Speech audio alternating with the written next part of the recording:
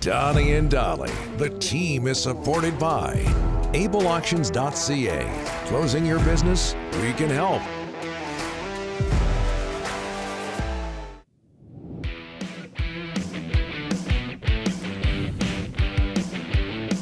Friday, and all of our guests today are sponsored by Basant Motors. Due to popular demand, Basant Motors has continued on with their anniversary sale. Get huge discounts and great promotions with your next vehicle. Get all the details at BasantMotors.com. Canucks and Calgary tonight. Final preseason game for the Canucks. This one at Rogers Arena. Canucks come in 1-3-1 in the preseason so far. Joining us to talk about that and more from The Athletic, as always on a Friday, Mr. Thomas Drance. How are you, sir? Doing well, gentlemen. Thanks for having me. Next time, like today, it's the final tune-up, but next time I'm on your program, the Canucks will have played a game that counts. Bring it on. Let's go. Okay, we look forward to that. We look forward to this interview as well. First of all, Thomas, we'll get to the game in a second, but your reaction to the announcement the Canucks made yesterday. Stan Smyl now in a reduced role with the organization. He's been with the Canucks for 45 years, Thomas. Yeah, I mean, congratulations to him on a storied career, a legendary career for this franchise.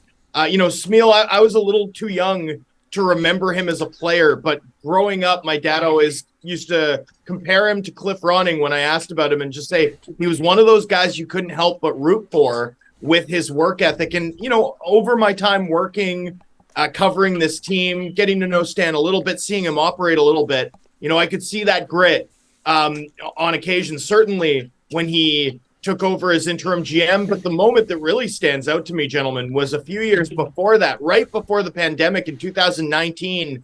It was the sort of Legends Night that preceded the Sedin Numbers retirement here. And it was, Stan, Trevor Linden making a return appearance to Rogers Arena and meeting the press for the first time since he'd, effectively been fired, but I guess technically resigned as president of hockey operations. And then Stan, and I remember asking Trevor a question, politely worded by my standard, just about what his reaction was to being back in this space. And Stan jumped in and made sure, with the Canucks at the time, you'll remember, like first in the Pacific Division, right, bound for the bubble playoff run, made sure to give Trevor Linden a ton of credit for the people that he brought into the organization and some of the success that the team had been having at that time. That was a decision, or that was a gesture by Smyl that benefited him, not one iota politically in that environment. But the fact that he thought it was important to do, the fact that he had something that he wanted to say that may have been inconvenient personally, I think that says a lot about a guy, and was certainly a stark impression left on me. The fact that Smyl's now in a reduced role, I mean, I hope that it's just retirement on his own terms. Mm-hmm. We know his family sustained a devastating loss almost exactly a year ago when his wife passed away. So I hope that this is retirement on his own terms. But, the Canucks have now lost some weight from their front office over the course of the last 3-4 months. You consider Smyl sort of stepping down. You consider Derek Clancy departing for Toronto. It's certainly a new look front office, and you hope that doesn't say anything about the environment that the organization's operating at the moment in. I mentioned a 1-3-1 in the preseason for the Canucks as they prepare to take on the Flames. What or who has excited you, or should excite the fan base so far in this preseason, if anything or anyone? Yeah, I mean, I think the most exciting thing about the preseason is that there's only one game left of it, right? The preseason's too long, boys. Like, it's just too long. The Canucks only played, six preseason games? It will be, yeah. Some teams play 8, and 8's way too much. 6 is too much. And there's not a ton to draw from it one way or the other, right? I mean, I was reading the other day, the last team to go undefeated in the preseason was that Colorado Avalanche team that finished the year with 43 points. 6 years ago. I mean, there's not a lot to learn here. And, in Vancouver's case, I think the main takeaway, the main thing to be excited about if you're a Canucks fan, and let's all touch wood as I say this, boys, no injuries really, right? I mean, no one's been hurt. The lineup, everyone's available. The Canucks look set to have everyone available. They still have some practices to get through. They still have one more preseason game tonight against Calgary to get through, but This wasn't like last preseason where it was like, where's Besser? All of a sudden, Dermott's being helped off the ice, right? And Ilya Mikheyev in the first preseason game. I mean, you had mounting injuries that sort of began to sap this club of some significant depth over the course of preseason and training camp last year. This year, at least, that part's been quiet. Individual performances, I don't know that there's a lot to draw. I don't know that there's a lot to read into.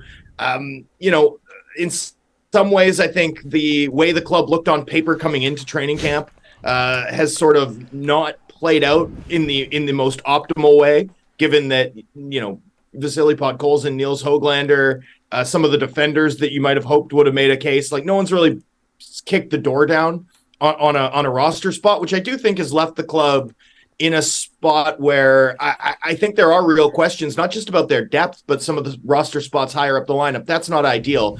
But frankly, the fact that they're relatively healthy at this point in the preseason, the fact that there's only one game left, and the fact that really you shouldn't be reading much into the record or individual performances in the preseason at this point anyway, I think are all things to take heart in, I suppose, if you're a Canucks fan at this time of year.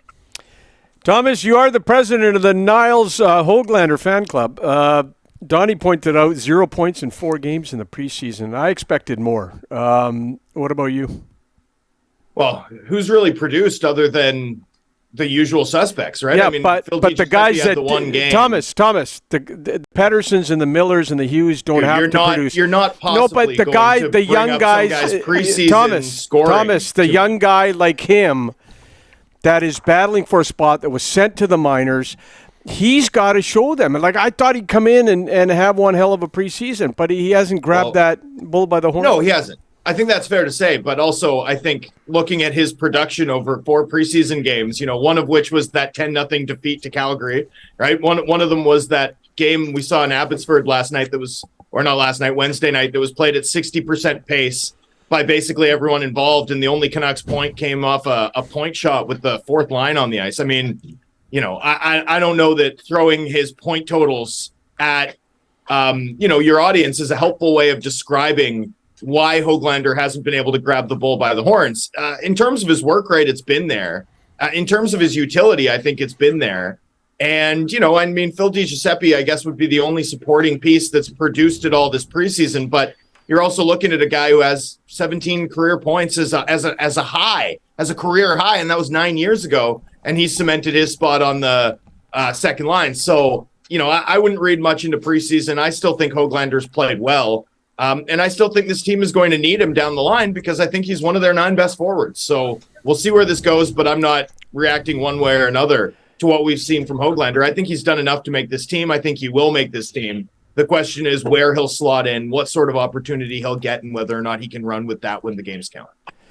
The final cuts. Who do you see the final cuts for the Canucks this weekend?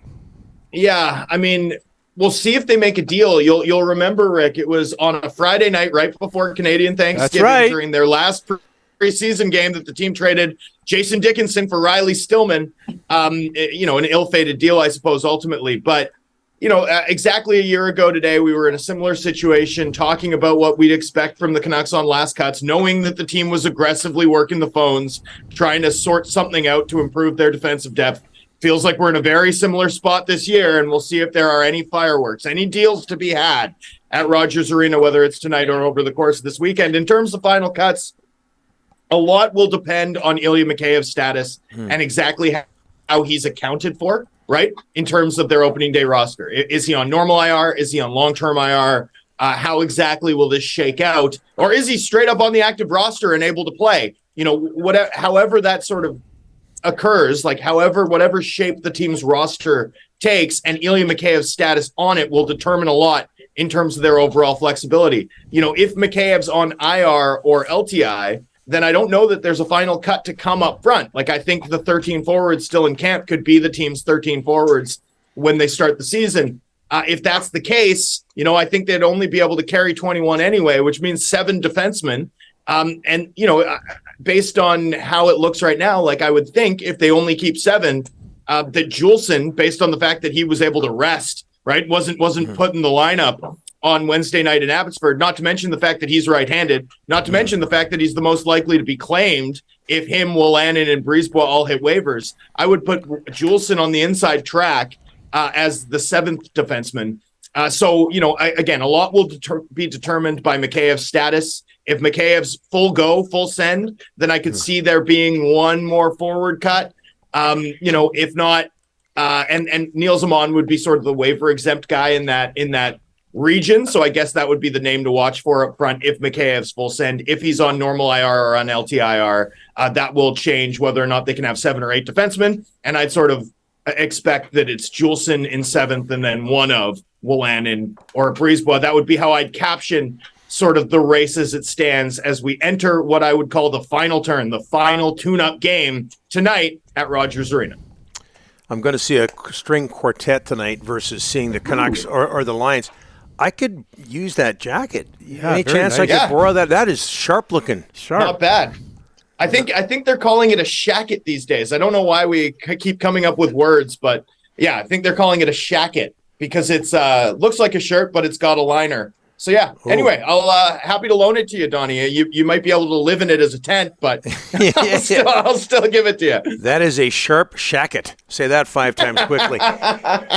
Thanks, Thomas. Next week. Looking forward to it after the games have counted. Yeah. Oh, let's go. And there'll be one at that point. Thanks, go. Thomas. Appreciate it. Have a great weekend. It's a long weekend, too, but another long weekend. Yeah. We've got Monday off again.